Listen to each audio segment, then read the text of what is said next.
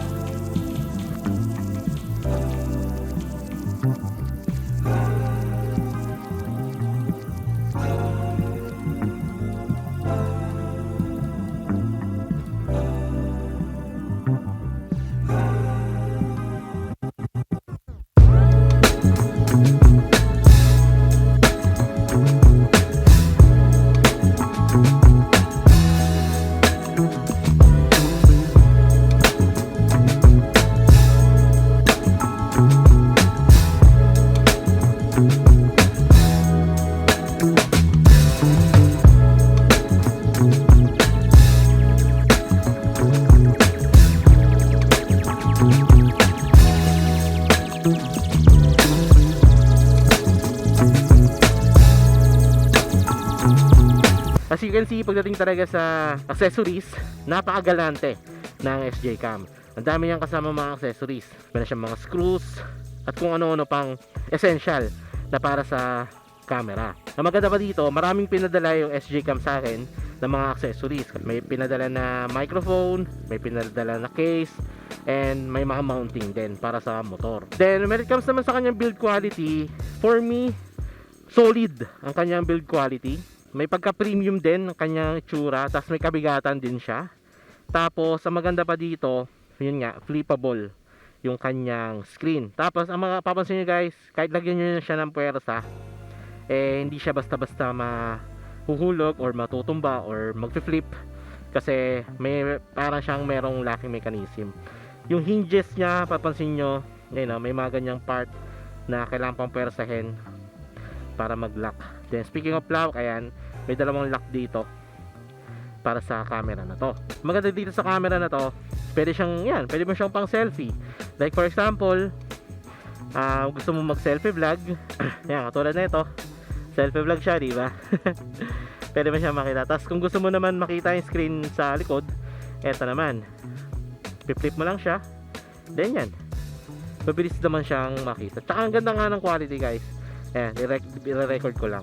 Yan, nagre-record na siya. Ang linaw.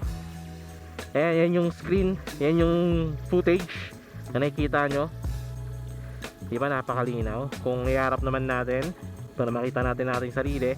Yan. Ba't baliktad? Hindi pala siya automatic na nag-flip. Yan, diba? Ang linaw, oh. Grabe. And yan, magpapakita rin ako ng mga footage ng ride ko using this camera. So, let's go!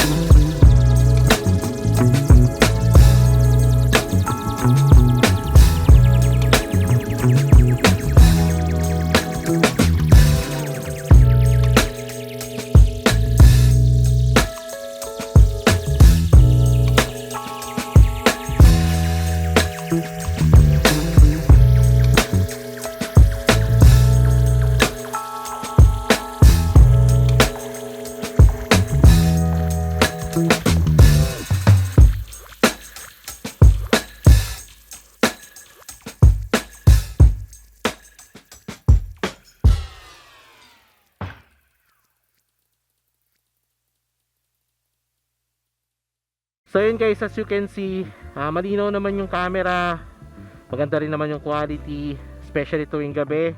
Papansin nyo, di ba? Kahit na madilim, malinaw pa rin. Yun nga lang, in my opinion, mas better siguro kung meron siyang ultra wide na features. Kasi yung nakikita nyo sa footage, hindi siya naka ultra wide, parang wide lang siya compare sa ibang action camera na nagamit ko.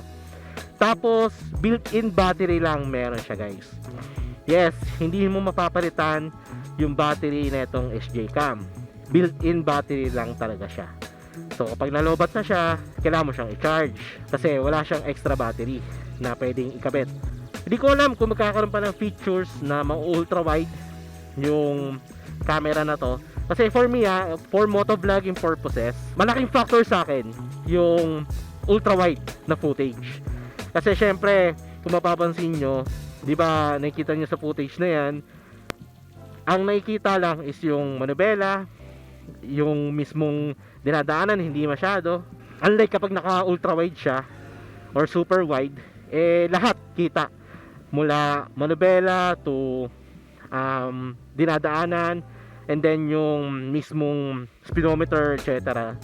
Kaya for me, mas maganda sana kung merong ultra wide na feature etong camera na to. Tapos when it comes naman sa kanya stabilization, kung mapapansin nyo, may part na mabibrate, may part na stable, may part na okay naman. For me lang naman, siguro kung dadaan ka sa lugar na hindi mabibrate, okay lang naman siya. Pero kung dadaan ka talaga sa mabibrate, tumatagtag, expect na meron siyang vibration. Overall, okay na okay yung camera kasi in my opinion, pwede ko siyang gamitin for selfie vlog, pwede ko siyang gamitin for travel vlog. Kumbaga, hindi siya nakafocus sa motovlogging for me. Kumbaga, kung gagamit ako ng ganitong camera, gagamitin ko siya as secondary, hindi pang motovlog but more like parang pang selfie vlog, travel vlog. Kasi meron din siyang microphone na wireless. So, pwede natin siyang gawin pang selfie vlog, ganyan, di ba? Kesa sa cellphone, kesa sa camera na ginagamit ko. So, yun, recommended ko rin tong camera na to. Kasi nga, kung naghahanap kayo ng alternative na camera na budget friendly pero at the same time quality. So, yan yung masasabi ko sa SJ Cam SJ30. And kukunin ko natin tong opportunity na to na humingi ng pasensya sa SJ Cam kasi ang tagal na sa akin ng camera na to, honestly. It's just that di ko lang talaga siya magawan ng content kasi sobrang busy. Tapos yun nga, sa trabaho, nawawalan na ako ng time talaga na makagawa ng content with this SJ Cam. But ayan, hoping pero ito na, nakagawa na tayo ng content. At the same time, yan, meron na tayo mapoproduce na content using this SJ Cam SJ30. Yung audio quality na ginagamit ko is hindi sa SJ30 guys, pero yun nga, when it comes to video quality, okay na okay for me. Pasado siya sa akin. Sadyang kulang lang talaga siya ng ibang features katulad ng ultra wide, and syempre yun nga, yung battery life, yung battery na built-in, na for me mas maganda sana kung merong extra battery na pwedeng palitan. At ito pa pala, speaking of battery life niya umabot ng mga almost 2 hours continuous recording. 1 hour and 30 minutes, ganyan, 1 hour to 2 hours na continuous recording. So okay na rin kahit na naka built-in yung battery niya. But yun nga, mas maganda sana kung pwede na natin mapalitan. So yun lang naman guys, I hope nagkaroon kayo ng idea regarding dito sa SJ Cam SJ30. Hindi ko lang alam kung available na dito sa Pilipinas itong camera na to, pero kung available naman, naglalagay na lang ako ng link dyan sa description box kung saan mabibili itong SJ Cam na to. So ayan guys, ang aking quick review regarding with this SJ Cam SJ30. So ayan, dito ko na natatapusin ang vlog. Maraming salamat sa pag-like, sa pag-share. Maraming salamat sa pag-comment. Pahintay na ng mga susunod ko na vlog. You all know the deal. Ride safe. Peace out.